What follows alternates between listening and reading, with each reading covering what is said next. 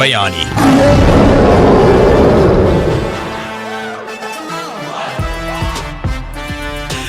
Good morning, beautiful people. It's Wake Up in the Den. I'm Kule Agbayani alongside Paul Brecht on the Hawaii Sports Radio Network, 95.1 FM, AM 760, and hawaiisportsradio.com. And if in case you guys didn't get the notice, on my social media yesterday, streaming live on YouTube today, a special YouTube live show. I mean, I guess it's I consider it special just because we usually don't do regularly do any other days except Monday. But there's a lot of news to get into today, especially as it deals with basketball. So as Michael likes to say it, a lot of basketball propaganda on deck for the show today. So streaming live on our YouTube channel. So hello to everybody that has joined in. You guys can feel free to chime in on the live chat as we go throughout the show. Or if you aren't on YouTube, you can text us at any time at 808-888-KGU1. That's 808-888-5481. And if you guys were on the YouTube on time, you kind of saw me like get my headphone cord stuck in the chair. We have like this extremely long like headphone cord, and like this isn't even all of it, but it just kind of gets all over the place, and it got stuck under the wheel or within the wheel of the chair right as we were jumping on air. So it was a lot to deal with in the beginning, but we are here. And again, thank you so much to everyone for tuning in this morning. And so lots of basketball news to get into. There has been a statement from Lois Mannon that came out yesterday regarding the future of the men's basketball program. You had a few players enter the transfer portal, but at the same time, you also had a commitment get announced yesterday for the men's basketball side. You had new coaching hires in different programs, some that may put rumors to rest that I know that were circulating around, and others that are maybe deals with schools that are closer to our hearts in terms of UNLV and Las Vegas. So coaching hires over there with men's basketball. And this is just in the craziness of March Madness going on for all of my fellow women's basketball fans. The worst has been announced when it comes to the USC women's basketball team, and Juju Watkins, the star of not just USC, but college women's basketball right now, along with some other ones, like you got your Paige Beckers and everything like that. But Juju, just a sophomore, one of the best players in the NCAA right now, and she is done for the season due to an ACL injury or ACL tear, and will have surgery right away. So that's a tough one for the Trojans, but now it's up to Kiki. Let's go from Juju to Kiki. But we'll talk about some of the women's basketball Sweet 16 matchups as now it's all set and looking into the future. Also, we got some really, Paul, how are we doing? How are we feeling after somewhat of a late night last night and the walk off, or should I say balk off bows that we saw happen last night? But how are we feeling after kind of a late night? What time did the game end? Like a little after 10 o'clock? I stopped looking at the clock after a while. I think it was like 10:30 or something. 13 inning baseball game, one of the longest, not longest technically by time, but in terms of innings, it was one of the longest under Coach Rich Hill. But yeah, how are we feeling after the late night ball game yesterday? Definitely a little tired. A little tired today. I've been out of energy drinks recently, and I haven't had the ability to stop and get any on my way into work. And today I made the extra effort to make sure that I have one because, ended post 10:30 last night at the less really exciting game in terms of not necessarily what we saw on Sunday, a 16-run outburst, but a 2-1 pitcher's duel, a baker's dozen worth of innings. Fun night overall, but yeah, definitely a late night as well. Harder to get my Okole out of bed, but here we are, and a lot to talk about today. Yesterday, busy day, busy, like you kind of alluded to already. Yep, here we go. And I know our Michael Lascaro was out there today, and our team has another long one, but we love what we do, as we always say, but it is a kind of a back-to-back coverage and light night that we'll have tonight. Full day, as just want to remind you guys again, coming up tonight, presented by Hawaii Pacific Health, the very first, and I want to go out on the limb and say the very first, for sure on Oahu, and I know Maui hasn't done one yet. I don't know about our friends on the Big Island, but the very first radio broadcast of girls flag football in the state. Woo! Coming up tonight to hit your airwaves. So you guys can tune in on 95.1 FM, AM 760, and hawaiisportsradio.com as we bring you doubleheader action featuring Moanalua and Roosevelt first. So at one point that was the second game, but there's going to be like a Governor Dr. Josh Green's going to be there and the coin toss, and it's a special occasion. So Moanalua versus Roosevelt is first, followed by Kaimuki and McKinley. Kyle Galdera and I will jump on at around 5:45 to bring you the pregame, and it'll be a little bit of an extended pregame because we want to reset with all of the rules and kind of build up the excitement that we have for what's coming up for the new era of high school sports here in Hawaii. So a shout out to everybody that had contributed to making this big news, this big time possible, and to allow all of these young ladies to find another way to compete. So shout out to everybody, and again, we'll be out there tonight at Roosevelt High School to bring you girls flag football action. Woo! All hands on deck, too. All hands on deck. So be sure to follow us on social media at High Sports Radio for your photos and everything like that. Stick around for our Fun Factory VIP of the game, which our VIP will get a $100 token card courtesy of Fun Factory, and the VIP card itself, which you can also go and get, where you can get discount on games and some other cool stuff like that. But I still can't get over how good a deal that is. It's so good. Yeah. Pretty good for all of these kids. I'm not going to lie. All right. Doing it for the kids. Let's see. What do we want to get to first? Oh, see, we have Justin Baptiste, our friend, chiming in on our YouTube chat, saying, "Why don't get your thoughts on Eran Ganot and the two transfer portal guys, Akira Jacobs and Logan Robeson?" Yep, that's kind of been the talk of the town. Don't you worry. We will get there. To a lot of it. We wanted to do some quick housekeeping before we get to what we posted about, and that we will have a lot of basketball conversation going on for you guys. All right. I guess first things first, we'll start with the future of the program, as we'll pull it up right here for our friends on YouTube, as there was an issue or a statement issued by UH Manoa Acting Athletics Director Lois Manning yesterday, as saying, quote, "Coach Ganot and I met last week, and we are committed to supporting the men's basketball program, staff, and student athletes as we work towards a successful 2025-26 season." And by the way, shameless plug, you guys heard it here first. I did say that they met last week, and that's all I could say. So they ended up coming out with the statement yesterday, and that's what we said. I mean, Paul and I were talking about it yesterday. Anyone that had hopes of there being some kind of change at that position, it would look worse if the change were to happen now, because it's way too late. We've seen a lot of these big programs. You already have someone kind of waiting in the wings once you choose to go in the direction away from your current head coach. You have someone that's already right there stepping in, and that's not the case at Hawaii. So if they were to make that change, one, you should have done it right after the season ended.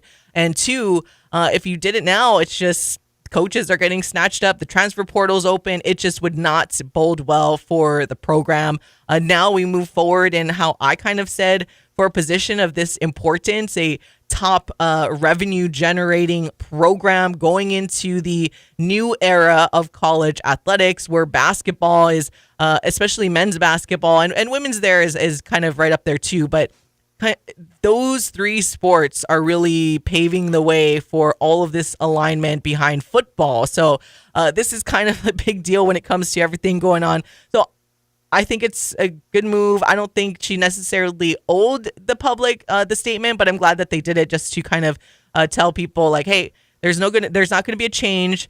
So the assumption is that head coach Eran Ganot will coach his final season left on the contract, which is very rare. I'm not going to lie. Usually coaches will either, if they don't get an extension, they will start looking other places. But I know Eran loves it here. They're already in full recruiting mode. So he's going to just coach it out. And he, to me, that says like, hey, I have the confidence that this 1 year was a bad year. And this is almost kind of like your re-tryout, right? Like if you can have a good year this year, you get in recruits, the new athletics director that comes in, like if the stand ends up filling up again, if you make it at least to the not Mountain West, not yet, Big West Conference, Almost there. Championship game, or you finish on the top of the conference, then you're having a very different conversation next year where the new AD can be like, all right, well, since we don't want to lose any continuity going into the Mountain West after this season, it's not wise to make a change. So, again, we're going to continue to support the program, and yeah, I don't mind it. Like I said, I like the stability, especially right now. You're not going to want to make a move, and that is what it is. And everybody just needs to continue to support the program. I made my feelings pretty known yesterday. I thought in terms of similarly to what you said, this was kind of what my assumption was to begin with, and I had started to hear things behind the scenes that this was the case, but until an official statement came out from UH, I didn't want to say anything. And then, like you mentioned, we kind of alluded to it yesterday, you mentioning that they had met before. It's the right move. Yeah. Like, just simply put, it's the correct move. I know it is frustrating for some fans. I know there's Eran Ganot fatigue at times because there hasn't been a Big West championship in however many years and whatnot. I totally understand that.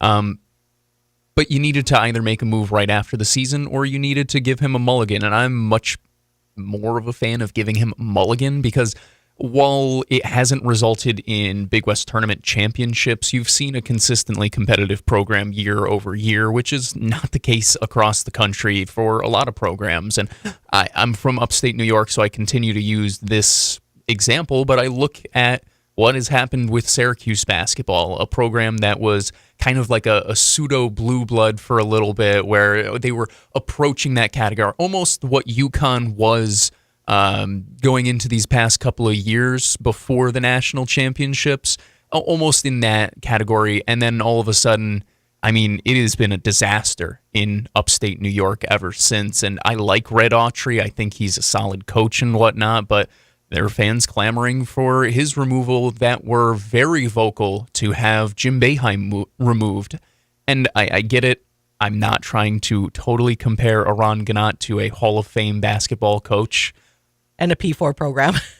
But also, I think there is something to be said about the stability that has been brought to the islands, that consistently year in and year out that you're able to compete with him here. And listen, I understand last year was frustrating, but I truly, truly believe that they just need to reset with some new players, get a little bit better in the transfer portal this year. And yesterday was a fantastic start with the guy that they brought in. And realistically speaking, outside of Akira Jacobs, the people who hit the transfer portal weren't really going to factor into the rotation next year. So overall, and much more to talk about with this conversation, but I think it's the right move. I was glad to see it.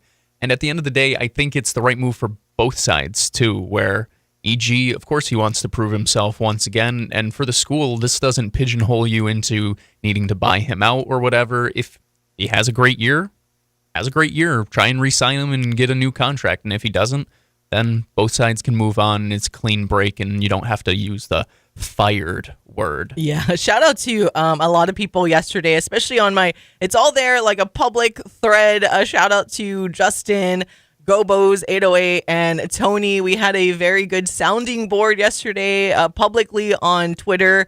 And I thought it was a good conversation to go back and forth because I know it's a couple of fans that are very passionate, and I'm on the side that I'm a little more analytical when it comes to some of these things, right? Like my passion, I'm very passionate when I'm at the games and for certain things. You guys have heard me get super emotional on this show or have seen me on my on the YouTube.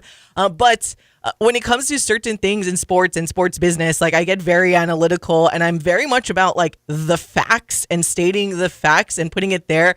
I mean, to remind everybody, like your girl was studying criminology and criminal justice and was either going to be a detective or an attorney at one point in her life, right? So I'm very much about like factual things. And yes, when you're watching sports, I know I bring up the eye test a lot, but there are certain decisions that you make based on pure fact. So we went through like this whole conversation. And again, it was like super cordial. I actually enjoyed it very much.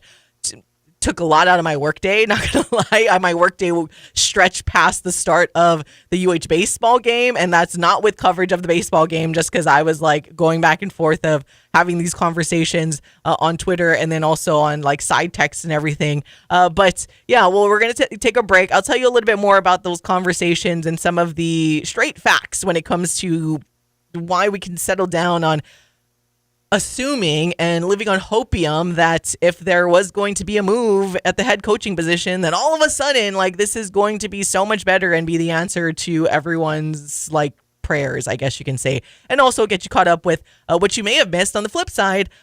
Yes, we lose a very, very significant player, as Paul mentioned not too long ago, but we also gained a really good player and getting a commitment announcement yesterday. So we'll tell you about that and everything you need to know more about this new player coming in, also with Tanner name, when we come back on the Hawaii Sports Radio Network.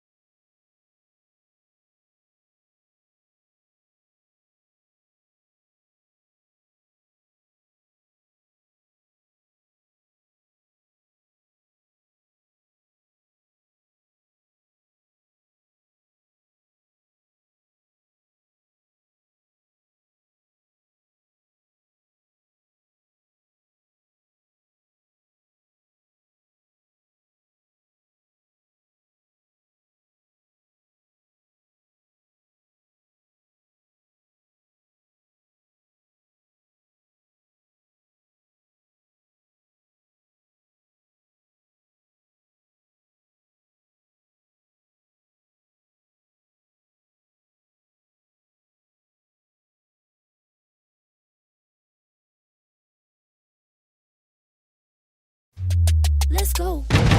Wake up in the den with Ku'ulei Agbayani on the Hawaii Sports Radio Network, 95.1 FM and AM 760. Turn it up.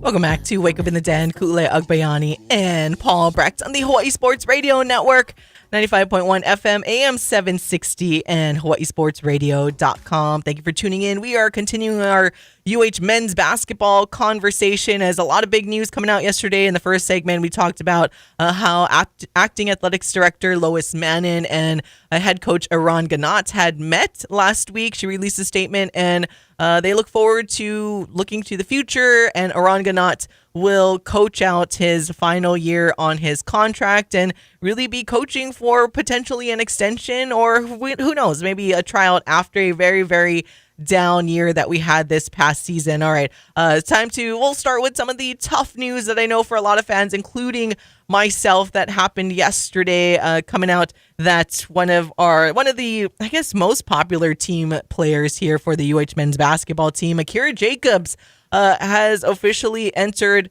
the transfer portal. He did make a statement yesterday on his social media saying, "Thank you, Hawaii, for the past 2 years. Truly grateful for all the experiences, opportunities, and relationships I was able to make. I'm excited for the next step in my journey." So that's a tough one for a lot of fans. I know people were really sad on like a posting on our social media and everything. And it is kind of a bummer to lose Akira. He really did kind of give you that length. And he was just an all around good kid that you really love to root for, right? Like he was just, again, he was just all around really good to watch. On the basketball court, though, I mean, he didn't get, sometimes there would be games he would get a lot of playing time, but he wasn't one that was immune to the inconsistencies of this program that we have seen this past season. Averaged just 6.9 points per game, 2.6 rebounds, a few steals, 5 blocks. So played in 30 games. So it's not anything in terms of the production on the court, right? I started to see him get a little bit more confident, as we talked about, what I like to see, where he started to really take it from coast to coast, use that size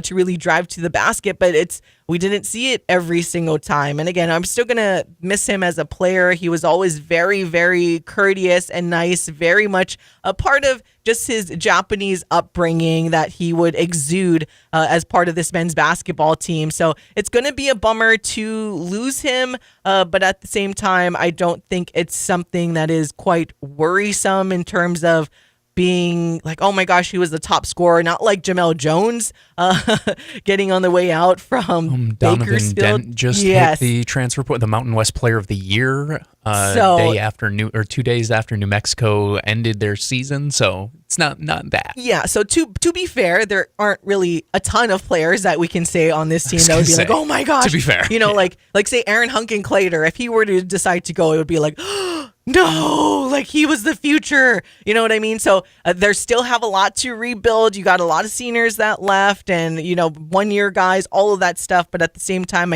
I'm trusting that they will be starting, and they've already started with the transfer portal and finding players to bring into this UH program. So we wish, of course, Akira the best, along with Logan Robeson. Also, Jacopo is another one that entered. So Robeson and Jacopo not really getting any playing time, so not too much in terms of production, but again, wish them all the best. But on the flip side, we got a pretty good commit that's coming in, and if you guys didn't see it yet on Paul or our social media, or you haven't visited hawaiisportsradio.com yet to check out the full read-up, what are you doing? You can go there to check it out. But until then, here we go. We got another TC in the house, everybody. That's the first commitment, too. Tanner Cuff, yes, the first commitment in this off season coming into town. It came out yesterday, almost like right before the Akira Jacobs and the transfer portal news. But nonetheless, Paul, going to kick it to you. Tell our beautiful people and the UH fans out there what we can get excited about with Tanner Cuff. Hopefully a more consistent TC that we can see coming in this next season. This is a really nice get to start transfer portal battle, portal mania, whatever you want, portal combat. I think that's the term that we decided on. He's a really solid player, 6'7" playmaker. He's a guard, but kind of can play 3-4 positions. He could moonlight as your point guard for a bit. He could play that Ryan Rapp role out on the wing, but instead of maybe being more of a shooter, he's more of a playmaker, likes to work off the bounce, likes to use his size and post up. When I chatted with him on the phone yesterday, that was something that stuck out to me because I asked him kind of to describe himself as a player, and he hit me with all the cliche stuff, as you should as a basketball player, of, plays the game the right way, want to, work hard for my teammates, play defense, pass first player, all of these things, and great to hear. But he mentioned how, he likes to post up, and as a guard and at 6'7", that's something that we haven't really had a ton of, where I sit here and it's like, we weren't posting up Javon McClanahan. No. We weren't really posting up Noel. We're not posting up anyone from this year. So I guess like Tom Beatty maybe you post up, but you give an opportunity to him there, and it's not that you expect him to go get you a bucket every single time himself, but he's able to create a lot. He can finish well inside the paint. He's longer. He can get up over smaller defenders, but he also has some nice vision inside off the bounce, and just as he plays, the feel for the game is nice, and defensively, he's got a good feel as well. He averaged over a steal per game last season for Evansville. He consistently has gotten better over his time in college, and because of the JUCO ruling and all of these things, I believe he has 2 years of eligibility left. I confirmed that both with him and the coaching staff, that he should be here not just this year, but into the Mountain West. So an opportunity for him to kind of pilot the plane or steer the ship, whatever cliche you want to use, from one conference into the next. And like I said, really nice piece. Evan Mia had him as the 55th rated overall transfer recruit on the opening day in the portal. 4-star transfer. It's a nice grab. A lot more work needs to be done, obviously. But this is a real nice start for Hawaii in the transfer portal period. Need to continue adding a lot more shooting around him, Aaron Hunkenclater. And hey, guys, maybe recruit a couple of big guys as well. Maybe just a bit. And that's where we're kind of like taking a look. If I look at the men's basketball roster this year, now you got a Tanner Cuff coming in, but let's see, you lose Giedis, Ryan, you got Tom, you lose Marcus, got Cody, lose Akira, you got Harry, got Aaron, no Jerome, no Jacopo, Osahan you have so far, no Logan.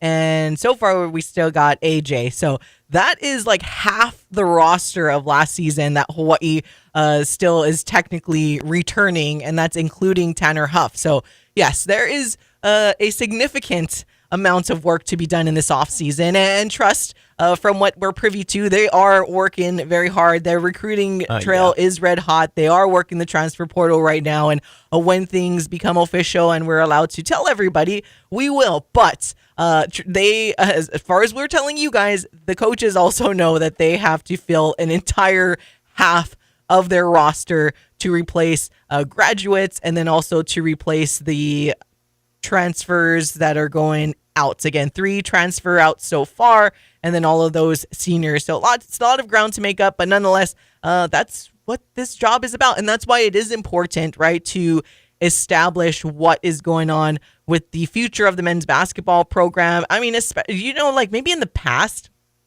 recruiting off of a coach that only has 1 year on their deal would have been like, oh, I don't want to go there, because if you go there, then the coach is done and then I'm stuck at that school, right? But nowadays, I guess that's maybe makes it easier for a coach with 1 year on his deal. I know there are so many issues with the transfer thing right now, but I'm trying to look on the positive side on how this benefits us right now, in terms of usually a coach recruiting right now, a player would look at that, a young player anyways, that if they have 2 or more years to play collegiately, they would be like, oh, well, I don't want to be stuck there if you don't get a renewal or you're gone, right? But at least in this sense, the player doesn't really have to risk a lot, because they're like, all right, well, if, this coach is gone, and then I can just transfer too. So on the positive side, not a lot of positive takeaways, but at least in terms of how it relates to us here in Hawaii, for the recruiting side, it doesn't heavily affect it as much as it used to. And especially in basketball right now, like football is one thing, but basketball more than ever is probably the wild west of craziness and men's basketball, I should be more specific, men's basketball, when it comes to just the fluidity of the transfer portal and what we are seeing. Yeah, I mean, that is something that I am going to say as well. This is going to be a fluid situation for the next few weeks, especially, where if guys continue to hit the portal, do not panic. If guys continue to come in, do not panic. It is just kind of the culture of college basketball right now, and college sports in general, where you do see a lot of player movement. I mean, last year on the first day of the portal, we had nearly 300 players enter. This year, we had nearly 800 players enter the transfer portal on day number 1. So it is just part of college basketball now, college athletics in general. So I know it seems jarring whenever you do get multiple players hitting the portal. I know it seems jarring when you're like, oh man, we need to replace a lot of guys. But at the end of the day, as I just mentioned, there are now more than 800 players in the transfer portal, because since yesterday, a lot more players have entered into the portal. So a lot of news is going to continue to come down the pipeline. Keep an eye on our website. Keep an eye on our social medias as well. We'll be all over it as the news breaks. All right, we need to take a break. When we come back, we are going to take a break from this basketball conversation as well. And when we come back, we will talk all about that late night baseball game that hopefully a lot of you guys got a chance to experience along with us. So we'll be right back on the Hawai'i Sports Radio Network.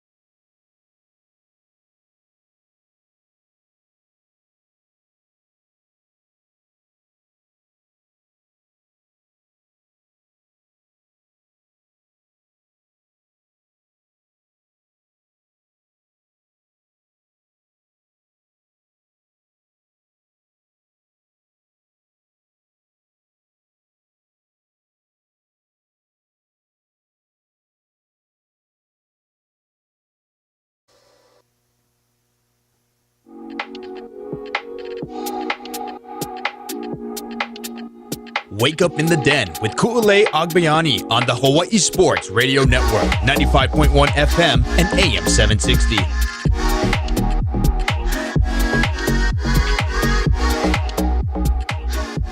Welcome back to all of you, the beautifulest of all the beautiful people. It's Wake Up in the Den alongside Paul Brecht. I'm Ku'ulei Agbayani, and this is the Hawai'i Sports Radio Network, 95.1 FM, AM 760, and hawaiisportsradio.com. Streaming live on our YouTube channel right now. Usually it's every Monday, but we have a lot of stuff to talk about, including basketball news that we've already used up half of this first hour with. But we are going to switch to baseball now. So again, if you guys want to chime in, you can chime in on the live chat, or you can text us at 808-888-KGU1. That's 808-888-5481 to get in on the conversation. But want to just, like I said, tailor it for a little later. There's so much more to talk about with basketball. We're going to chat baseball real quick because what a wild game, you guys. Like, did you stay up for that 13 innings last night? Hawaii sweeping the series over UC Davis, improving to 17-5 on the year, marking their best start to the season since 1998, in which they also won 17 of their first 22 games. Yeah, this is good or what? So looking pretty good so far, but it was a wild one. Hawaii wins on a walk-off balk while trying to steal home at the same time, all while the batter was in full swing and in the 13th inning with 2 outs. Like, it was the craziest thing that was happening. I know even Pal Aldridge on the Spectrum broadcast was like kind of saying different ways that Hawaii could score with the bases loaded, like taking away obviously the obvious ways to score. But he mentioned like, oh, maybe a balk, because the runners are fenced and all that stuff. Offhandedly. I was like, oh, okay. And then there was all this confusion afterwards because the live stats that broadcasters look at, it had scored it as catcher's interference. So that's why Kanoa and Powell were even more confused, because you're looking at it, but then you look at the replay, the ump points immediately to the pitcher, and then the replay itself, it wasn't one of those clear-cut and obvious balks where sometimes I remember at the HPU game. Fair, there aren't many clear-cut and obvious. There are like 3 or 4 instances. There are definitely more misses from the umps than what we saw last night. But again, yes, by rule book, It was totally a balk. It's just one of those, and we were talking about it in our group chat last night. It was one of those kind of like ticky-tack things. Like, okay, it is a balk by definition, but it was just one of those, like, if it wasn't called, like in our HPU broadcast, and it just happened, that first one that we did out there for Hans Larange this season, where it was, it's like a noticeable balk, and the broadcasters are like, that was a balk, and then the ump doesn't call it, right? Like, and you get really adamant about it. That was one that last night was one that a broadcaster wouldn't be like, missed. Oh, okay, well, whatever. So again, it was a balk, it was ticky-tack, but it was just crazy how it ended. Nonetheless, Hawaii wins. Talk about Manoa magic continues, because that's we thought it got crazy already to win. That was even crazier last night. A balk off, everybody. Yeah, a balk off. Very exciting, very confusing in the moment. I also thought it was catcher's interference at the very moment that it happened, just because of the swing. I figured that was the case. You get the plate and all of those things. Scary, by the way. Jared Quant diving in as... Yeah, he's a little banged up. Yeah, well, he's lucky that he's not even more banged up because of the timing of it all. It could have been... Those are scary situations where I wonder if there was a sign that was missed or something where you put the bat on the shoulder. Either way, I'm going to try and explain this as quickly as I possibly can with the balk rule, because it is a very finicky one and one that is like... it's a pain. I have to go back and watch it a few more times to 100% be like, oh, it's definitely a balk, 100%, blah, blah, blah. I thought it was in the moment, and then going back and watching the replay a few times, I've not seen anything that has made me change my mind. You have to come set as a pitcher. You can't do this continued shake thing. And if you do that, you have to kind of set a precedent, right? You have to do it the entire time. It's every single pitch. And that's when you see. And even then, you still need a moment where you come set fully and almost like take a breath. And then you deliver. And it's so that you can't deceive a runner. It's so that you can't quick pitch a batter in a way that is not safe. It's an appropriate rule. And if you go back and watch, to me, it looked like in the moment that while he does come back and he sets his hands together, he never comes to a fully set position. He comes up and he continues, he's twitching, and then quickly goes. You need to have a moment where you are fully set and then deliver the pitch. And it's not like a second. It's not somebody, if you went with a stopwatch and went, it's a second. But it is something that you need to do, but there is some leeway, kind of like I mentioned, where you typically, if you set a precedent, if it's a habit, it fits you can kind of say it's part of my wind up, part of the stretch or whatever it may be. I do it every single time. Then you don't see it called as a balk. So I'd have to go back and see as well and make sure that the pitcher hadn't been doing it for the entire inning, but it did seem like a very ticky-tack but correct call to me to come. And I think you also see that from afterwards, the manager for UC Davis, or head coach, I don't know, it's all the same thing in baseball. College, I think the technical term is head coach. Yeah. He comes out and obviously, clearly upset with the call, but after the officials, the umpires explain it to him, he doesn't put up much of a fight, it seemed like, and they just went and they shook hands. Maybe that's because it was the 13th inning and he was just ready to go home and it was whatever, like a nightmare weekend on the islands, or maybe it was just because it was a good explanation and a disappointing end to the series. Nonetheless, Manoa Magic still here, a phenomenal finish. Isaiah Magdaleno with, oh my gosh, outstanding. I could not have asked for a better performance out of the pen by any type of reliever, and he came out and just was a monster all night for Hawaii. A big reason why they were able to even be in position to win that game in the 13th inning. Yeah, and that's something to be said, right? Because the other day we talked about Liam O'Brien having a little bit of a struggle on an afternoon game with him starting, and Cooper Walls didn't even have it yesterday. So I don't know if it may be how everything rotated, because the UC Davis, how they managed the game, they actually kept their usual Saturday and Sunday starters, and then their starter last night was their usual Friday starter. So He's they pretty didn't darn really, good, yeah, isn't they he? didn't really move it. So that's how they chose to manage it. Obviously, on our side, they managed it how they usually do, and then everyone kind of gets pushed back a day. But when it comes to Hawaii, Cooper Walls only pitched 2 innings, and then had a couple of other guys, and then Isaiah Magdaleno, 7 innings to lead them through the 13th, only allowing 2 hits He was in unbelievable. those 7 innings. And talk about that depth, and something that, again, we'll kind of monitor with Jared Quant, maybe a little banged up when he was coming into home. Also, Elijah Iquez, as we were kind of mentioning too in the broadcast last night, after, Jordan Donahue makes his return over the weekend. Now you got some players banged up, but fortunately, you have a lot of this depth with this UH baseball team. All right, I'm going to take a break, but when we come back, we will talk a little bit more about UH baseball and let you guys hear from the multiple. He's kind of a hero. Yeah, he was the one at the plate. He was at the plate. He helped force the balk.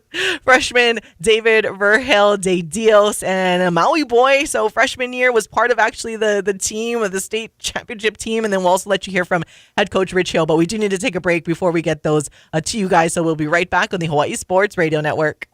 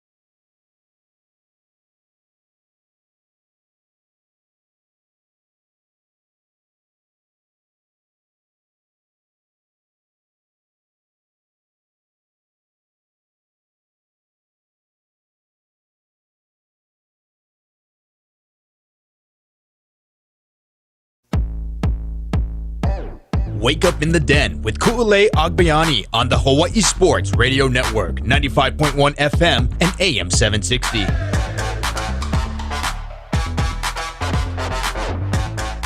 That's right. It's Wake Up in the Den, Ku'ulei Agbayani and Paul Brecht on the Hawaii Sports Radio Network and streaming live on our YouTube channel. Usually we do it every single Monday, but we thought it was going to be a fun, packed show. We'll get back to our basketball conversation in just a little bit. A lot to get into, but we wanted to make sure we at least talk about and celebrate just that phenomenal game and series that we saw from the Rainbow Warrior baseball team, again sweeping UC Davis. And what a way to cap it all off in a 13-inning balk-off win over the Aggies, in which a lot of people were just kind of confused. So the celebration was a little delayed because you're like, what's going on? But we're not the only ones that were confused, everybody. So there's that.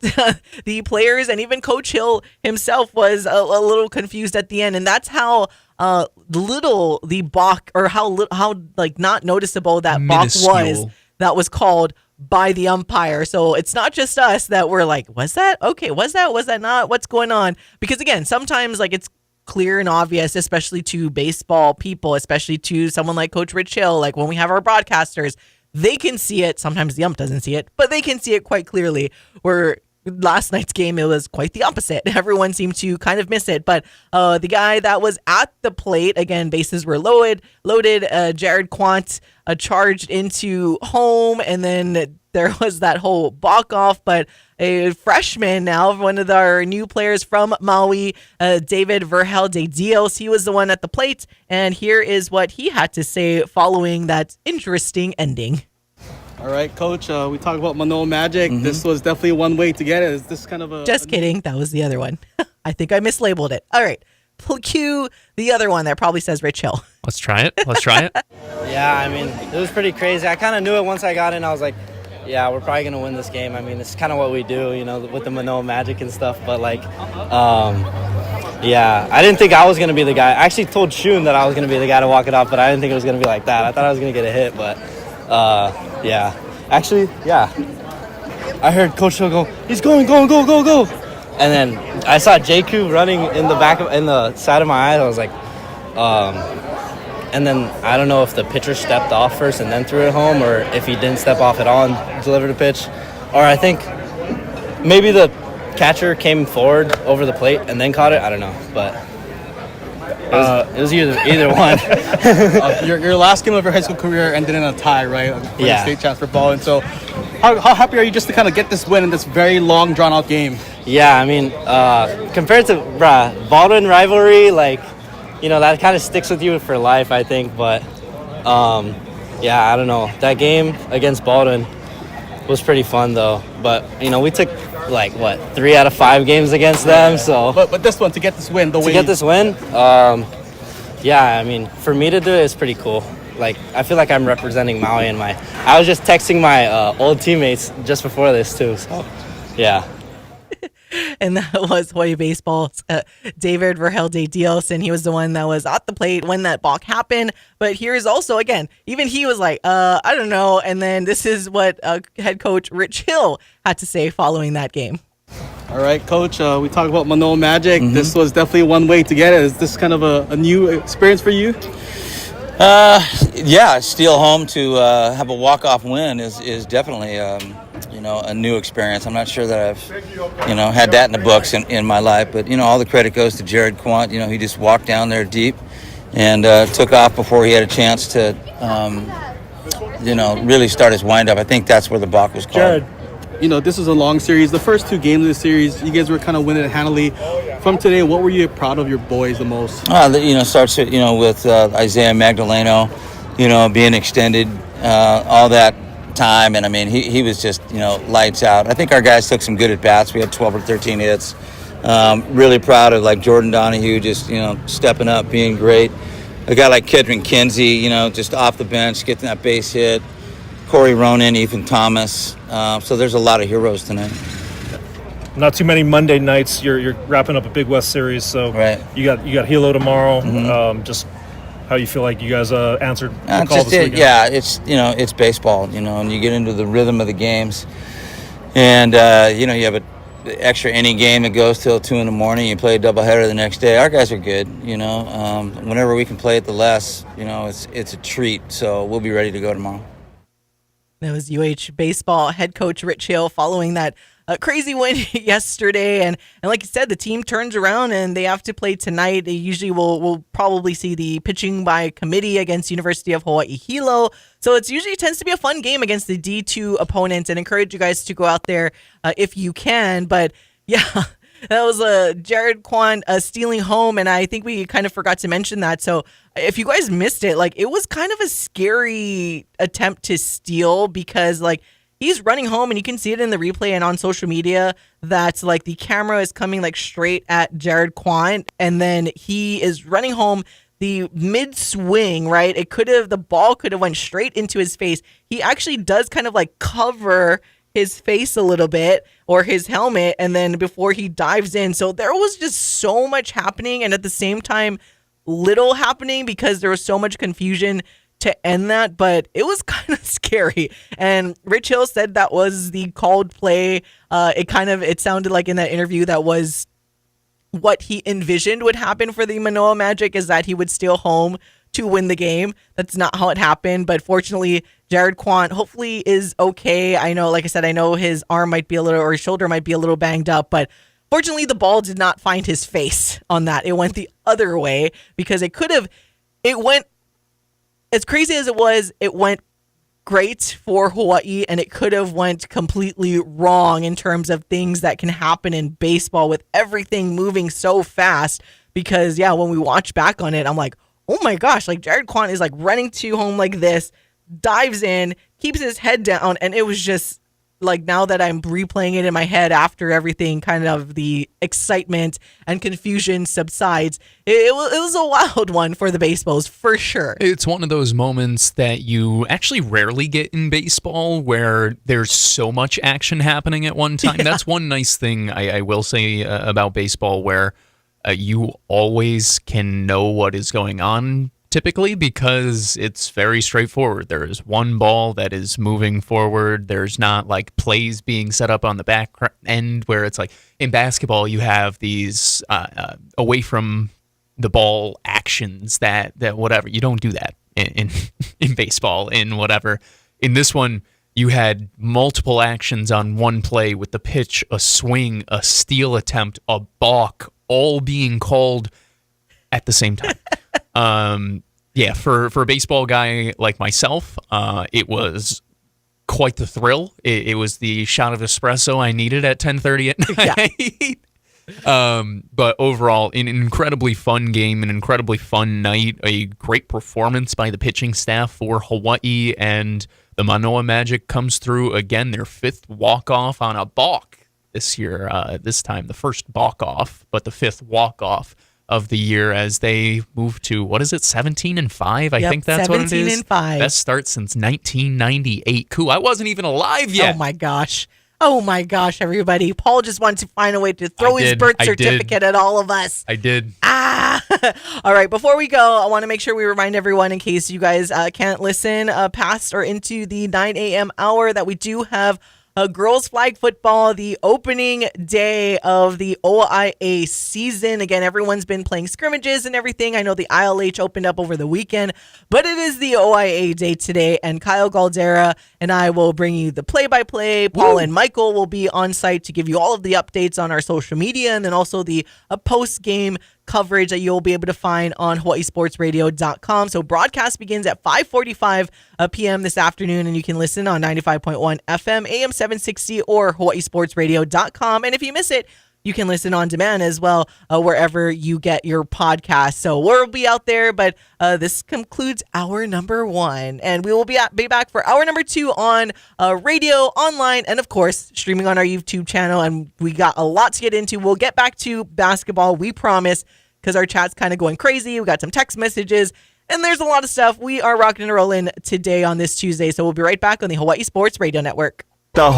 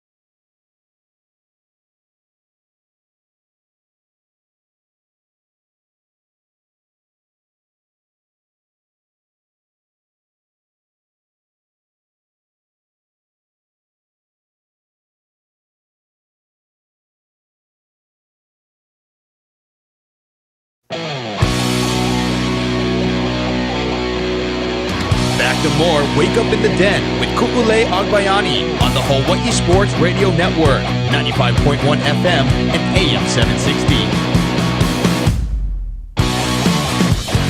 Welcome back to Wake Up in the Den, hour number 2. I'm Ku'ulei Agbayani alongside Paul Brecht on the Hawaii Sports Radio Network, 95.1 FM, AM 760, and hawaiisportsradio.com, and streaming live on our YouTube channel. It's usually only this and every Monday, or this yesterday and every Monday. But you know what? We got a lot of basketball conversation to get into, so we're doing a special one, I guess you can say, special YouTube stream today, and we got our live chat going and we got our text line going, so a lot of stuff. We talked about in the first hour just the official statement from acting athletics director at the University of Hawaii at Manoa, Lois Mannon, regarding the future of the men's basketball program, specifically head coach Eran Ganot, and by all accounts he will continue to coach throughout the final year on his contract. Again, that's what he was contracted to, so no renewal, no moving in a different direction is kind of what we had alluded to is the best decision, to be honest, because you don't want to make such a significant change at the worst timing, and at the same time you don't want to, as the acting AD, I don't think that responsibility to hire the new head coach of a very important program going into the future of college athletics, like you got to hit a home run or it's all going to fall back on you. So again, no move there, but Coach Ganot will coach out the rest of his contract. We also talked about Akira Jacobs entering the transfer portal along with Logan Robeson and Jacopo van der Knaap. So we wish them all of the best as they move into their next endeavors. But the coaching staff for the men's basketball team is hot on the recruiting trail, as they should be. Again, have to essentially replenish half their roster at this point. I know we have Hunter Carter coming in. We mentioned the new transfer coming in that was announced yesterday, and Tanner Cuff. You can check out Paul Brecht's full write-up on the new guy coming into the Bows at hawaiisportsradio.com to see fully there. We'll probably get into a little bit more coming up a little later in this hour as well. But it's interesting when it comes to, I know one of the rumors circulating when it came to the head coaching position here, a lot of people, well, not a lot, but there was just a little rumor mill about Sacramento State and everything like that, about that potentially being somewhere Eran Ganot could go. But sorry for everyone who was hoping that was going to happen. That is not going to happen because the Sacramento State has hired. It came out yesterday. Again, there's a ton of basketball news that came out yesterday. Sacramento State announced that they are hiring Mike Bibby, former Sacramento Kings star, to be their next head coach, as Sacramento State also moves into the future and to their new future of athletics. Again, vying for that FBS status in football and elevating their athletics programs. A phenomenal hire. Anytime you can get a former New York Knick to lead your franchise, that is the case. Mike Bibby might have spent only part of one season with the Knicks, but once a Knick, forever a Knick. Always a Knick. Or Forever Kings. That's where I know. I just wanted to make. He wanted to make sure he threw his Knicks reference in there, everybody. Well, more so because I make the joke all the time, not on here, but with friends, that Sacramento, the Kings and the Knicks are, for whatever reason, intertwined. They're just the same franchise on different coasts with different, leadership. Because they both have been decent at times. They both have. I don't need to get into this right now, but either way, I always like to bring those two together. I actually love Mike Brown, though. By the way, Caesar. I know Caesar's talking about Mike Brown. That would be a dream scenario. Again, well, we like to daydream and live on all these things that we could hope for, but that is definitely a long shot. I do want to kind of emphasize the Sacramento State job again. Former star for the Sacramento Kings, but in terms of coaching experience at the collegiate level, Mike Bibby has absolutely none. So he has kind of made the jump from the high school level all the way up until college, and this is where a fun conversation I had with Tony on Twitter, because it's like this good hire in Sacramento State and comparing it to what Hawaii can do. One, Sacramento State, again, Sacramento Kings star, Sacramento State, former NBA player, guy that was kind of living his retirement coaching high school basketball, no experience. Why would you want to get into the stresses of this? I'm pretty sure the AD got kind of moved aside. I know they have a new young president there at Sac State that is going all in on athletics. He's the one that kind of had a hat in bringing in Brendan Marion to be their head coach for the football program. And now you bring in a former NBA star of the city that you're coaching. And the rumor mill is that the owner of the Sacramento Kings had a hand in this hire as well. So let that sink in, everybody, when it comes to some of these other schools really going all in. Again, it's left to be seen if just having NBA experience and coaching at the high school level will pay off.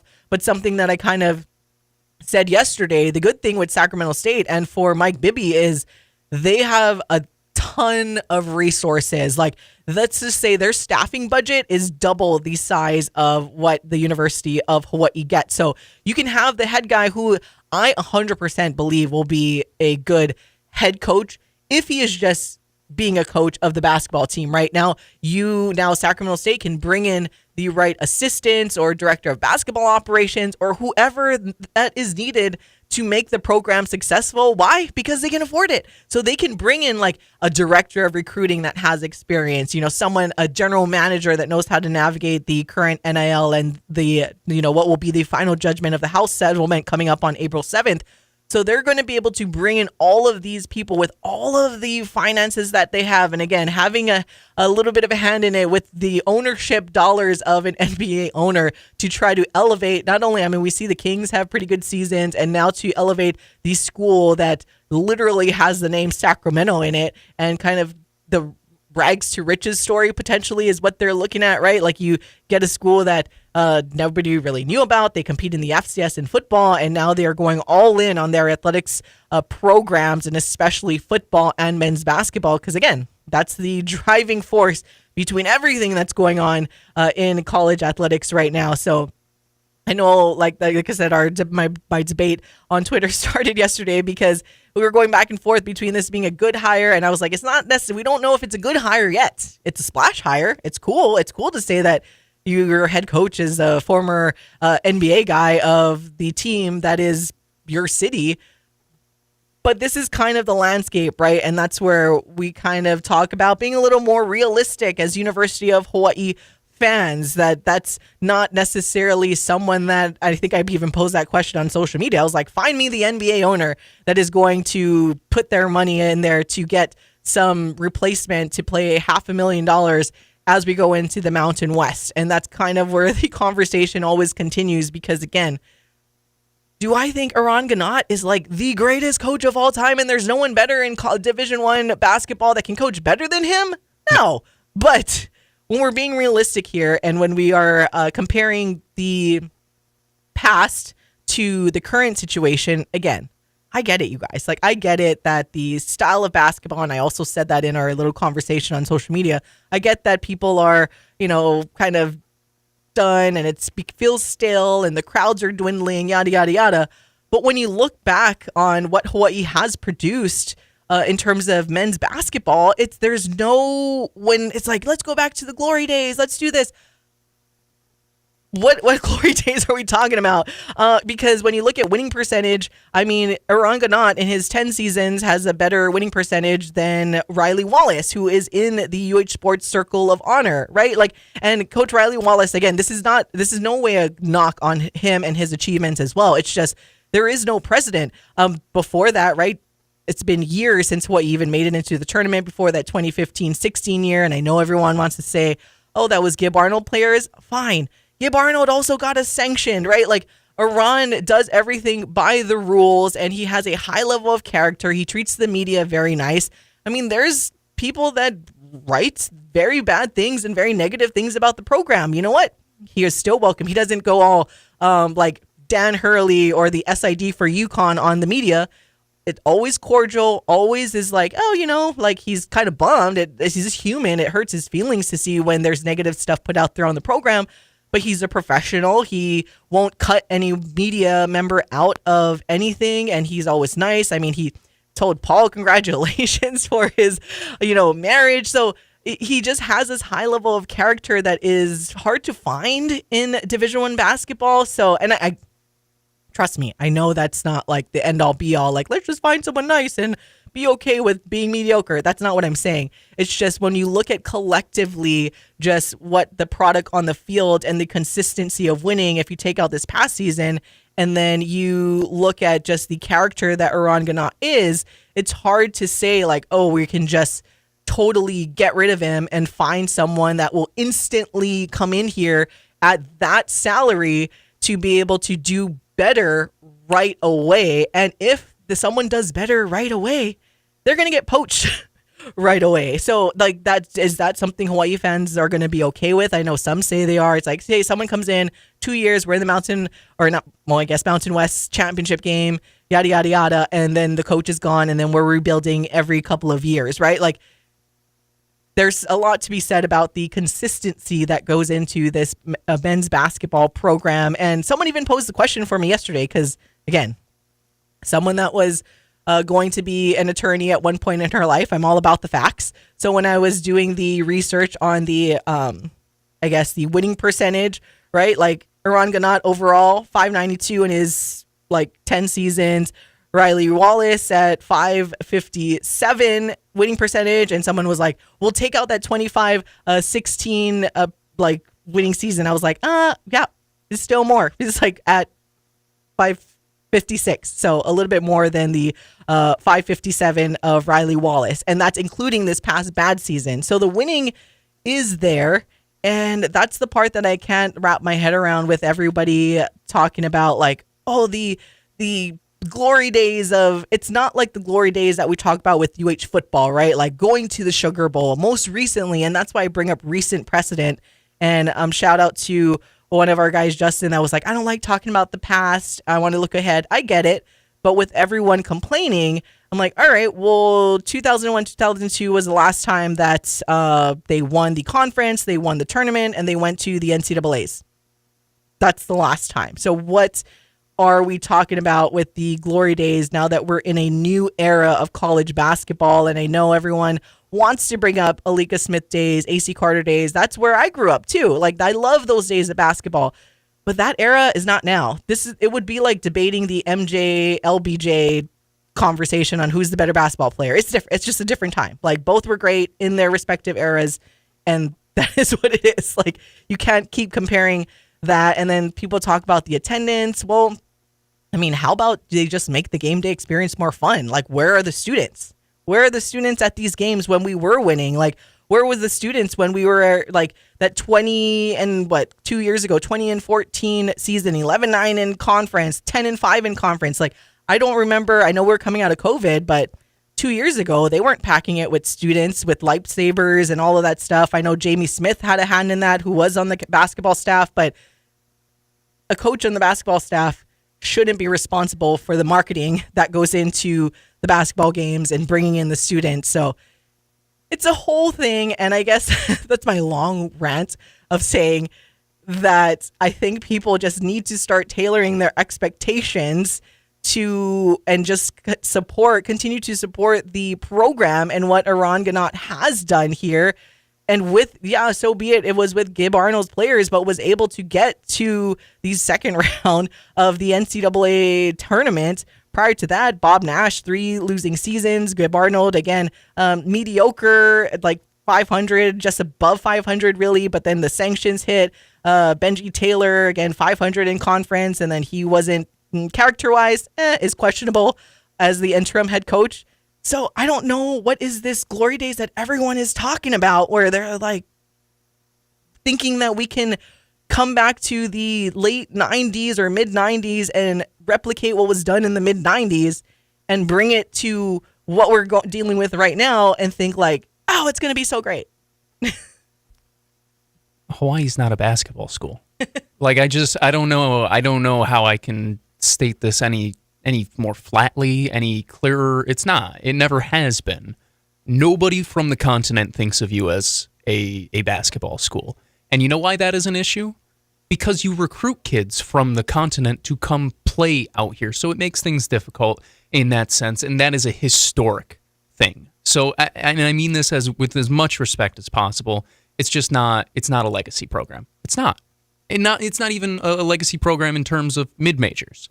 That being said, it doesn't mean that we should be okay with losing. It doesn't mean that we should do anything like that. But to echo your point, I mean, this has been a program under Eran Ganot that has consistently been competitive, consistently been towards the top of the Big West. And realistically speaking, the Big West has been one of the more underrated conferences in all of college basketball, especially in the past half decade. I would argue it's amongst the better of the mid-major conferences.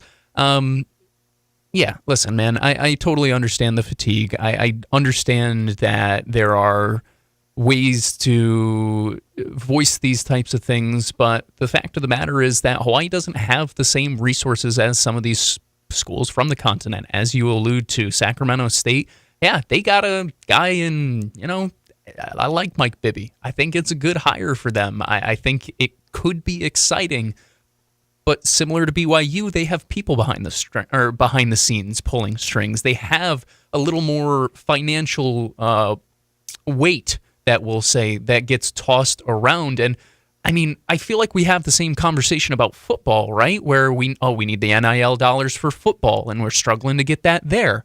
How are we supposed to compete in both basketball and football at the same time if nobody is going and nobody is paying? And it's a ton of issues. I understand that it's a complex issue at the end of the day. I don't think that it is Eran Ganot's fault, because at the end of the day, all I want out of my team is the ability to compete for a championship at the end. And I do believe that Hawaii has the ability to do that with Eran as the head coach. I know it's been frustrating. I know last year was frustrating for a lot of fans. Give it a chance. Give this year another chance, and actually give it a chance. Not like we'll go to a game, but if they play for 30 seconds the way that I don't like, then we're not going again. Like, a tiger's not going to change his stripes. You're going to still see some of the EG style, but make it lead to wins. And I know scheduling is something that a lot of people love to bring up. You got to win games, period. I don't really care. Like, you have to win games, and a lot of the teams that do come in, while they're not the most well-known P4s, there are a lot of quality programs, legacy programs that do come in and do compete. So I don't know. There's a lot of conversation. I do understand the fatigue. I do understand the discussion around it. But as you've said multiple times, as I will continue to say, there's a realism that you need to have as we continue to approach this conversation, at least over the next year. And if there is a second bad year in a row, and I'm talking bad because this year was bad. Yeah. If there's a second bad year in a row, then it's a completely different conversation. But I am not somebody who is going to kick you to the curb after one poor year. I just don't think that. Not only is that not fair, I don't think it's smart. I think it sets a bad precedent from the outside looking in when you have to fill the job. Yeah, I do want to bring up, and you kind of touched on it a little bit, but I want to emphasize the point of, Hawaii not necessarily being a basketball school, because that's something that I think a lot of people forget, is that because they're like, we need to be competing in the Big West every single year, and look at all these other schools. Look at Irvine, look at that, look at UC San Diego. All right, look at the fact that they do not have a football program at all. They go all in on basketball, right? Like, that's kind of the thing that I think a lot of people miss. And we talk about it, the conversation, and everyone gets angered if there's ever a discussion, as there should be. I get it, to potentially get rid of the football program, right? You hear how passionate fans are about football. We love our football here in Hawaii, and there is so much history, rich history with football, and most recent success, like going to a bowl game, winning a bowl game, going to the Mountain West Championship, right? 2019, I mean, that's not that long ago, where there was this success with the University of Hawaii football program. But a lot of these schools that everyone talks about, and everybody else in the Big West, Cal Poly, UC Davis, the two schools that do have football teams don't compete at the FBS level. UC Davis is going to start working its way to potentially bring its football team up to the FBS level, as they are set to join the Mountain West as well in all of the other sports. But other than that, all of these schools in the Big West can put their resources into basketball and into other sports, where Hawaii, we love our football. Like, we want to go all in on football first, and then basketball is a little bit like secondary, right? And we love our volleyball. Like those schools, they don't get the same amount of attention on their volleyball programs as Hawaii does. So that's something I really wanted to hammer home is I get it. We want to be good at everything. We're Hawaii. We're awesome. We're the greatest bleeping state in the U.S. No offense to New York, Paul. Sorry, but this is Hawaii. We are the greatest state. We have the greatest school. We have the greatest fans. I get it. But when it comes to resources, it's just difficult to us expect and put all of these expectations. It's not unrealistic. Don't get me wrong. Where there's a will, there's a way, and there's something can happen. But we do need to start taking into account that we do have a football team that we love. We do have volleyball teams that we love, that the resources and the fan support and the monetary support kind of get spread out a little bit, and that's not a bad thing because we've seen the fruits of that. Like men's and women's volleyball continue to compete every year. Football, we're going to turn around this year, football. But that's the thing, right? Like all of the resources go everywhere else. And there's only so many people that we have in Hawaii compared to other states and other school support. So that's something that I hope people can kind of reset and think about is that we have an additional top level program that all of the other schools in the Big West do not have when we start to say, oh, well, this school does so much better. This school is better. Well, I mean, if we didn't have a football team, I tell you what, I guarantee it. Thanks, Charles. That we will be winning the Big West every single year if we didn't have football. We would be dominating, not just in basketball, but volleyball, considering how awesome all of the fans out there are. But we are not getting rid of our football program. So we need to tailor our expectation in terms of where the support goes, not just from the fans, but on the university, on the legislature, all of that stuff. It kind of gets scooted to football first and it trickles down. Now, when football does great, then we can start seeing a bit more revenue generation, and then that will trickle down. But we are, going into quite a few years without having that type of fan support and success with football. So that revenue that can be seen has yet to be seen. And until that happens, it's going to be a difficult one. But we love our football. So just keep that in mind, everybody, when we talk about comparing our basketball programs to other men's basketball Big West programs. Yeah, I mean, final thought on this for me from now, at least, is once again, I will echo, I understand frustration, I understand fatigue and all of these things, but I am not a believer in just luck as a plan, lucking into another hire and getting a great coach. I don't look at that as an actual plan because a lot of these schools who are in similar spots as Hawaii, or fans might look at as in similar spots as Hawaii, a lot of them do seem to have that plan in place to bring in a guy with NBA experience or NBA connections or agent connections or these types of things. And right now, to my knowledge, Hawaii didn't have that set up in the background. I don't know who they would go to in the first place. And until an actual plan could be kind of pieced together, I'm not a fan of just hoping that we luck into a Beeman on the men's side, right? Because we've gotten very lucky that she's even stayed and not gotten poached, that she loves it here so much. And the fact that she's been able to keep her staff together at the salaries that they have currently. So that's all stuff to think about as we go forward. I just don't think that hoping that we luck into a great hire is an actual strategy for the program to get to where a lot of fans want to get to. So that would be my main counterback is I just need you to actually think it fully through. All right, we got to step aside for a break. We'll be back and get to some of your text on the live chat or streams as we are streaming live on our YouTube channel right now, but you can also text us at 808-888-KGU1. That's 808-888-5481. And we'll be right back on the Hawaii Sports Radio Network. No matter what's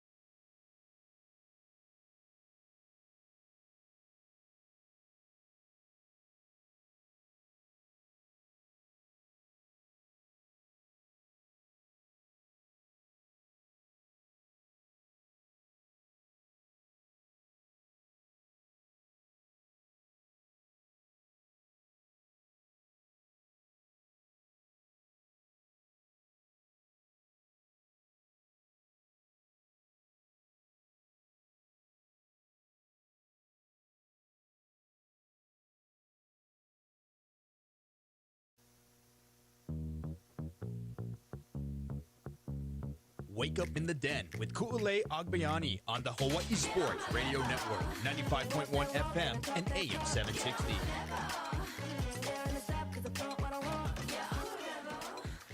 Welcome back to all of you, the beautifulest of all the beautiful people. It's Wake Up in the Den.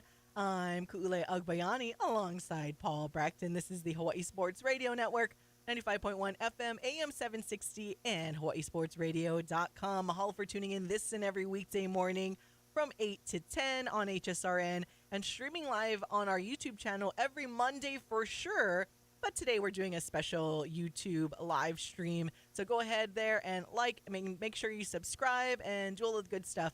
And we appreciate you guys for tuning in and watching and all of that stuff. And follow us on social media at High Sports Radio. A shout out to a lot of our guys in the YouTube live chat right now. I know we got Justin Baptiste, one of our media friends, and our regular Caesar. And we got how does this make you feel, Paul, with the classic Pats games plus person that is in here right now? Because we know how much you love the New England Patriots, because there is kind of like the old school logo that they have there. So they are clearly a Patriots fan. And even though Paul does not like the Patriots because he's a Jets fan, we still appreciate you for tuning in. But I know Caesar has been kind of chiming in on here on, let's see, with making the Bows hire former Sacramento Kings head coach Mike Brown as the next head coach. And I know we had someone text in that, no, we love the positivity from Caesar, but we know it's not going to happen. But Caesar also is on a mission to get Kalani Sitake to be the head football coach here again, to leave BYU and all of the riches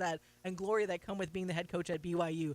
Caesar is holding out hope that it will happen here. I am confident if Caesar was our AD, at the very least, we would be uncovering and turning over every single rock to bring in the best quality coaches for our programs. And at the very least, I can appreciate that, because if you don't swing for the fences, then how can you expect to hit a home run? If you don't, aim for the stars, how can you hope to get up there? I love it.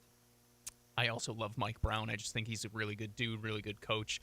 But kind of like you said, unless we find a lot of money, or all of a sudden gambling becomes legalized here and we can maybe find money that way, or maybe I'll go back to New York for like a couple weeks and win the Powerball or something like that. We'll figure it out. But until then, I don't think that is a very feasible option, just because I don't think he has any maybe you know this. Does he have any connections to Hawaii? I don't know off the top of my head. Not that I know of, really, but maybe he's friends with Phil Handy and that's their connection. I've been surprised before, but no, I love Mike Brown. I thought he kind of got a raw deal with Sacramento this year, and in general, especially after getting extended, winning Coach of the Year, stuff like that. And that kind of shows you how quickly that narratives can change on coaches, I think. And another reason why I am so pro-coach a lot of times is that it feels that is where all the blame goes. And that's unfortunately the burden of leadership. That is what you sign up for when you are the head coach. Same thing that happens when you're the point guard. Same thing that happens when you're the quarterback. Take your pick of important position, wherever it may be. That at the end of the day, when expectations are not met, and if you do have people who are a little more impatient or a little more, we need it now, which is everyone's prerogative, that is totally your right to be, then you do see coaches end up kind of getting cut off a little earlier, or in a situation that seems a little funky. But yeah, that's kind of my thoughts on Mike Brown. My thoughts on the Pats. I actually appreciate the classic Pats logo. That's that's something that it speaks to me. I like the logo. I think it has some sort of, I don't know, the uniqueness to it. I appreciate it. We are rivals, but I have a genuine respect for the Patriots organization, even if I do hate them with all of my being whatsoever. And we do appreciate you getting in on the conversation. Also, he brought up, or they brought up, sorry, I shouldn't assume, I suppose. They brought up that with B-Ball, they wonder about scheduling. The Diamond Head Classic's the only thing that's brought anything remotely interesting in terms of teams to Hawaii in the non-conference, and without it, are we destined to schedule a low D1 opponents, and I think that's a fair question. That was something that was kind of my thought immediately after the news was announced that it was going away for a year, going on hiatus and whatnot, was some concern about the ability to elevate your non-conference schedule more. But that's just because it's difficult to get teams out here in Hawaii in general. I wouldn't be too worried about it. Yeah. I think when one door closes, especially in today's college basketball world, another one opens up. And at the end of the day, all of these teams still need to play games. Everybody's still got to play games against each other, and with other schools leaving the Division I ranks, that leaves less Division I opponents, which means maybe you're able to pick up other opponents from other conferences. That's a totally other conversation that I do want to remind very everyone, prepared for. like when we talk about the scheduling and stuff, though, I want to remind everybody that scheduling, and part of the reason why the Diamond Head Classic is going on a hiatus this year and hopefully will return next year, is that scheduling is becoming more and more difficult because of the expansion of these P4 conferences, because there are so many teams in these conferences now that they have to start their conference schedule earlier in order to fit in Bold week. all of these games. Oh yeah, that's totally because of us too. But that's something that people have to understand, is that when it's scheduling, and a lot of times, like, it's not always on the basketball coach, and maybe this time it is, but in other schools, the athletics director does have an aide, and they help with the scheduling and all of that stuff. Now, I'm not sure if that's ever happened with Eran and if he's entirely in charge of the scheduling, but that's kind of some of the things that I hope people are considering when they're looking at some of the other things. Hey, shout out Mario chiming in on the YouTube live chat here. Thanks for tuning in, saying it's a great show, and Justin did as well. I know Justin's saying about the transfer portal that we were talking about earlier. Again, Akira Jacobs entering the transfer portal along with Jacopo Knaap and Logan Robeson leaving the University of Hawaii men's basketball team, but Hawaii securing a commitment from Tanner Cuff, in which you can check out all the details about him at hawaiisportsradio.com via our Paul Brecht. But the transfer portal, 850 plus transfers in Division 1, Division 2, 925 plus transfers, nearly 10% of all D1 and D2 men's basketball players jumping in on just day one. So shout out Justin Baptiste for that chat, because yeah, that's a very real conversation. And again, we haven't seen Akira Jacobs fan favorite wise, but in terms of solid production and not knowing what that production could mean in the future, you know, it's not it sucks as a fan, but like not where, like I said, where we see Jamel Jones leave Bakersfield and the CSUN losses, and there's other schools in the Big West that are losing significant players to schools that will likely go to P4 schools, because these guys, I mean, Jamel Jones put up almost 29 points each against Hawaii. I think he put up 40 points against somebody else, but he averaged like a little over 18 points per game.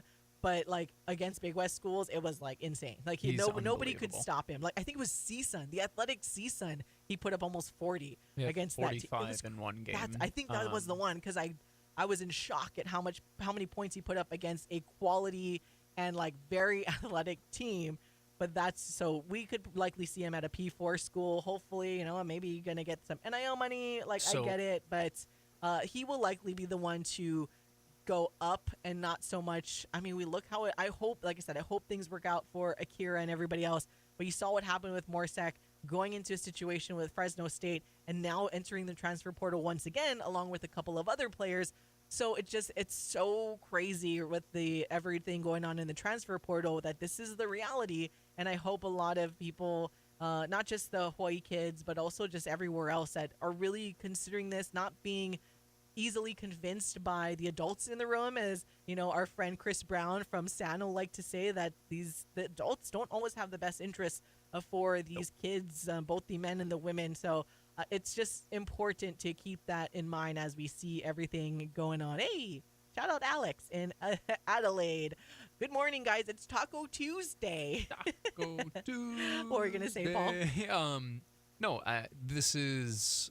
Yeah, I kind of got into it in the first hour. I'm going to continue to get into it now, where the transfer portal is now just part of the college basketball world. You see players move year in and year out, and sometimes it's a great move, sometimes it's a not so great move. You bring up Morsek, and with him, that one felt like a interesting decision to begin with because he was coming off a torn ACL, and when you're a bigger guy, those type of injuries can take a little bit longer to come back from. I thought he came back exceptionally early compared to what my expectation was, and I was happy to see him healthy out on the floor, but I wonder how fully healthy he may have been in terms of not having a great year there, a 6-25 season with the Bulldogs, just not exactly what you want, and now they're looking for new things as they go into this off season as well. I think, honestly speaking, this will and can work out for both Akira and for Hawai'i, where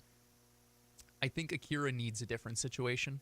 I think he, as much as I love him, and I think he is a wonderful player and somebody who has tantalizing potential, I don't know if the way that Hawai'i was ready to use him or needed him to play, if that was conducive to what was going to be making him a better basketball player, where I think Hawai'i now can go into the transfer portal and find somebody who perhaps fits into that role that they tried to have him in last year a little bit better. And he can go to a place maybe with a little less rigid of a coaching need, right? Where you need players to fit specific roles or whatever. He's a guy who I still am really excited to see where he ends up at the end of his career. An incredibly kind young man, somebody who is as respectful as I've ever met when it comes to college athletes. So that was really where my disappointment came, was just because I love working with him. But at the end of the day, you still have Aaron Hunkin-Clater and Hunter Carter, two phenomenal building blocks going into next year. One that you've actually seen at the college level, and the other one who we're doing a little bit projecting right now. But in terms of that, gives you a really nice young talent to build with. Tom Beatty coming back gives you a junior to kind of build with from there.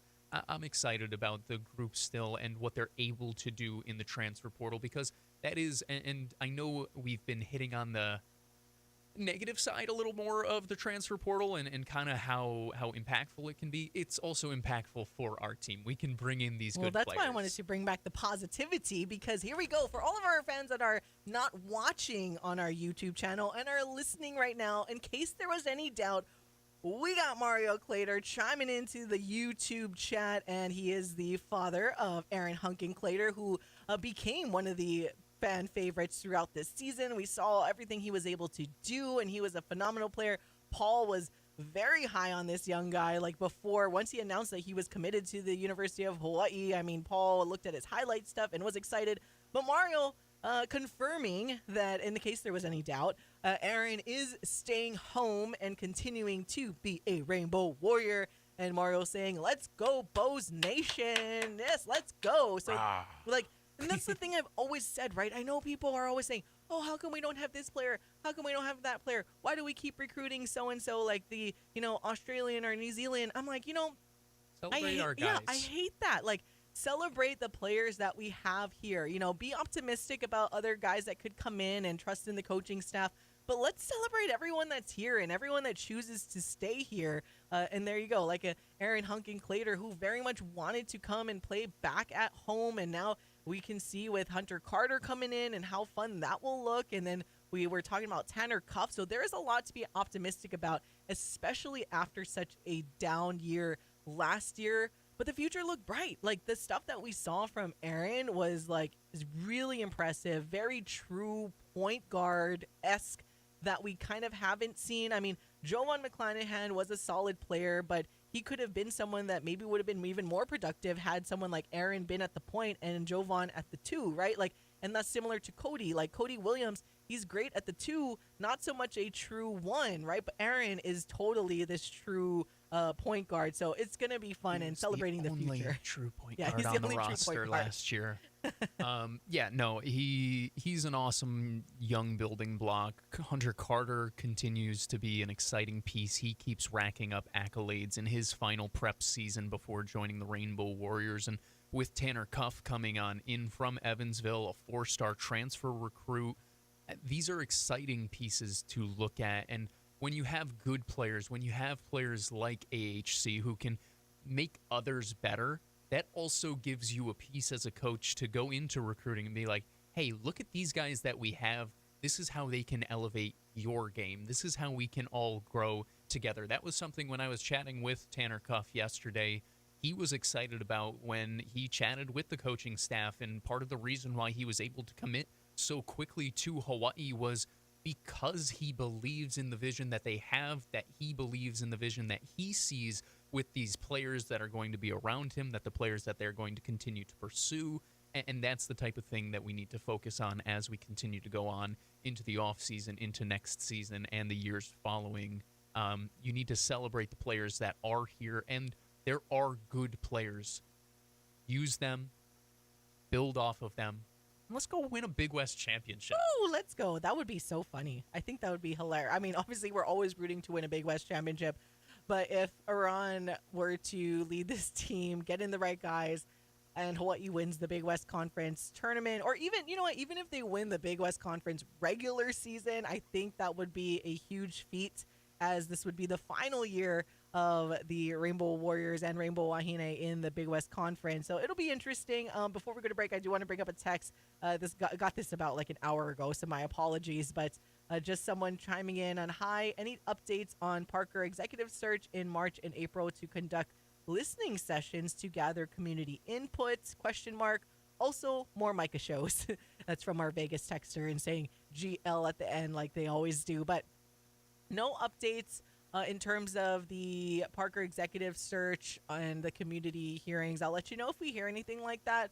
I know they are tasked with kind of gathering all of the applicants and things. I would hope there's community support. I feel like President Wendy Hensel has heard a lot from everybody so far. But yeah, we will keep you as updated with the athletics director search as we possibly can. At this point, we've got the search committee, we've got the national firm, and President Wendy Hensel, and we're full steam ahead.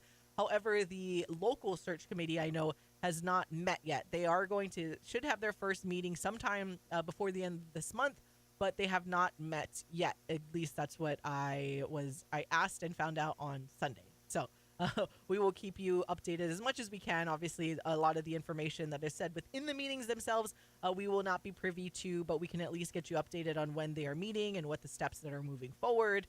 And the Micah shows, yes, hopefully we can effort more Micah shows. I need to talk to that producer of ours, that video content producer that hasn't gotten the video version of that interview up yet. So hopefully we'll have it up on our YouTube. Forgot about that. We recorded it, but hopefully, I remember. Hopefully we have that up on our YouTube channel sometime soon.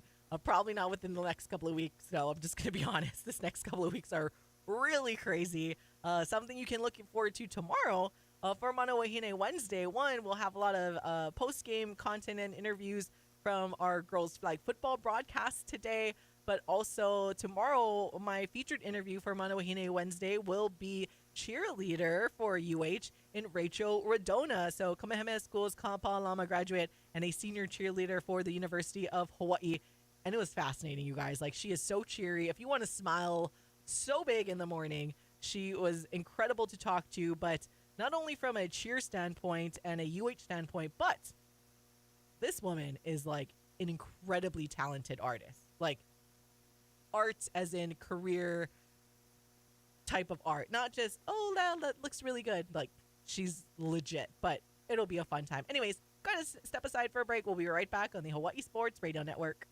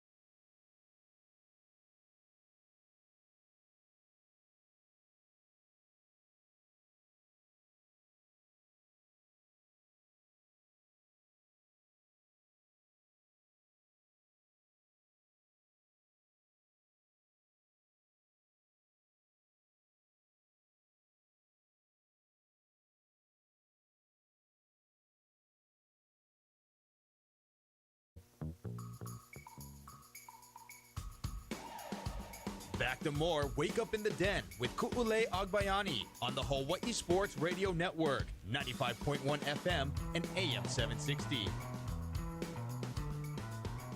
It's Wake Up in the Den. Ku'ulei Agbayani and Paul Brecht on the Hawai'i Sports Radio Network and streaming live on our Hawai'i Sports Radio YouTube channel. Usually we stream every Mondays for sure, but every once in a while, like when we're feeling feisty, we like to stream sporadically throughout the week as well. So thank you guys for tuning in. Don't forget to like and subscribe if you haven't already. Our friend Alex in Australia, he posted into the live chat, I have news/rumors, a Pacific Island professional soccer league is starting up, backed by FIFA. Ooh, with long-term goal to have team from Hawaii and Australia. He'll send the link to us later. Doing an away soccer trip to Hawaii sounds awesome. Or doing an away soccer trip to Australia sounds pretty awesome. I have never been to Australia before. It's definitely on the bucket list of places to go to. I just think the culture is so fascinating and everything like that. But yeah, that would be huge. And I wish there was a nice, legit stadium that we could host high-level soccer in. But anyways, that's a conversation for another day. Yeah. That would be nice if we had a stadium to host these types of games. But obviously, I'm not opposed to it because I am a former soccer player and I love soccer. So that would be really cool to have a league or something backed by FIFA would be really, really cool. And to tie just the, Pacific Islands together in that sense. And who knows, maybe this would be interesting, but then Hawaii's part of the U.S. No, I was like, if there could be almost like a exemption that Pacific Islanders could get for like Olympic competition, or you know what I mean? Like that level of competition. I know it will never happen, but it would be pretty cool. It's still hard for me when I think about like surfing and how that's in the Olympics, because surfing competitions on the World Surf League, the Hawaii surfers don the Hawaii flag, whereas when they surfed in the Olympics, they had to don the USA flag. It was just, I still can't get used to it, but it would be pretty cool if there was like a designation on having like a Pacific Island team, because selfishly that would mean the chances of Hawaii people making it to the Olympics would be a lot higher. So that would be cool, because at the end of the day, just to even compete and in the Olympics is just a huge feat and everything that comes with it. But yeah, I know that's like a pipe dream, but why not? I was gonna say, I just think it's too small. I don't think you qualify. Like that's the biggest issue, is you don't get every single country getting into the Olympics, because otherwise, I agree, it'd be very, very cool. But I mean, like Tahiti has some, like there's like representation, but if like all of them came together, I get it. Send this link our way if you can, Alex. However possible, whether it's sending us a text, 808-888-KGU1, that's 808-888-5481. Drop it in the YouTube chat, whatever it may be. This rocks. As two soccer people in general, this is something that I would be very interested in seeing. I know that you'd be interested in seeing. I was going to make a joke that you were going to turn in your microphone and your laptop and grab your cleats and your shin guards once again and get back out there. But no way. But I wouldn't. Don't put it past me. No way. Don't put it past me that I would be like the general manager, since we're giving everyone general manager titles now. True. So I'm like, you don't want to be the Coach general Koo? Manager. No, that's way too much stress. I mean, being a GM is stressful too, but being a coach, no thanks. I would want to be like the GM of this new professional soccer team that would be coming down the pipe. Oh, by the way, speaking of general managers, now I feel bad, because what I just said there, I did not mean it directly to what we have here. Matt Chon, the general manager of the UH football program. Sorry, I was just thinking of like Andrew Luck, and then Andrew Luck like firing their own head coach at Stanford, and like it's a whole thing that's going on right now with the general managers. Everyone has the general manager. But yes, congratulations to our Matt Chon here, who has been he was the chief of staff and now is the general manager of our UH football program. So that's pretty cool. Feels like a natural progression. Yeah, it's bound to happen, but that is really, really neat. Speaking of football, before we bow out of here, I want to make sure we remind everybody again that coming up this evening, we will bring you girls flag football action, the OIA. It's opening day for the OIA girls flag football season. Again, ILH started over the weekend, but today is the OIA day for flag football, and we will have a doubleheader for you. The first game up will be Moanalua versus Roosevelt, followed by Kaimuki versus McKinley. Kyle Goldera and I will hop on air at 5:45 p.m. this afternoon.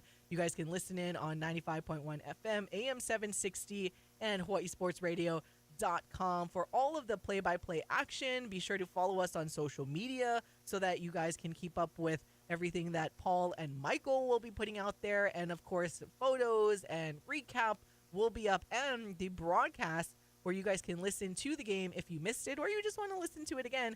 You guys can check it out at HawaiiSportsRadio.com. So it's all hands on deck day today. We are going all out to give these incredible young ladies all of the promotion and plug that they so deserve, welcoming in the brand new sport to Hawaii High School, the Hawaii High School landscape. And we're just getting better here. So, again, shout out to everyone who has already competed in their first official game, and to all of the ladies competing today. I mean, I wish you all of the luck, and just go out there and have fun, right? This first season, we've talked about it before. For all of the fans and parents and everyone watching, just make sure to give a little grace to everybody, even the officiating. Like, I know we talk about bad officials, but the rules are very different from tackle football. So some tackle football refs are learning with the flag football. So let's just celebrate this. And trust me, I'm one of those who are very competitive, and I'm not the participation trophy type of girl whatsoever. But in this instance, the first season, just seeing all of these young ladies, because I looked at these rosters, and some of these schools like Kaimuki and McKinley that usually don't have a lot of numbers in other sports, they got some numbers in girls flag football. So for me to see that is just very, very exciting, and I couldn't be more proud of all of the people and all of the hands that it took to put this together and to create this opportunity for so many young girls across the state of Hawaii. Again, the roster sizes that I've seen so far was just beautiful to see, because that's just all of them that has this opportunity to compete in maybe their first high school sport. I know there's some athletes that are competed in other sports, but there are a good amount of girls that this is their first time being able to compete in a high school sport, and I'm so excited for all of them. It's going to be a lot of fun. I'm pumped that I get to be there tonight. It was actually a surprise that you laid on me yesterday. I'm really excited. This is something that we've been talking about in the past couple of weeks, trying to build it up a little bit, and now the day is finally here. A brand new sport in Hawaii, the first new girls sport, I think it is, in over 20 years, right? Yeah, you guys don't want to miss it. Join us. Be a part of it. Follow on social media at High Sports Radio, at 12 Brecht, at Michael Lascaro, all of the at Ku'ule Agba, at all of the things. And join us, because it's going to be a fun night. Everybody's improving. Everybody's learning. Everybody's getting on. And it's the start of what is going to be a really, really fun journey, especially here on the Hawaii Sports Radio Network. Yep, so we'll be out there tonight for UH fans. There's baseball versus Hilo tonight, and then there's the women's volleyball spring match against Wisconsin at the stand. So there's a lot, but for now, we got to go. So for Paul Brecht, I'm Ku'ule Agbayani. Mahalo for listening and watching. It's been Wake Up in the Den. Bye! Home of the Los Angeles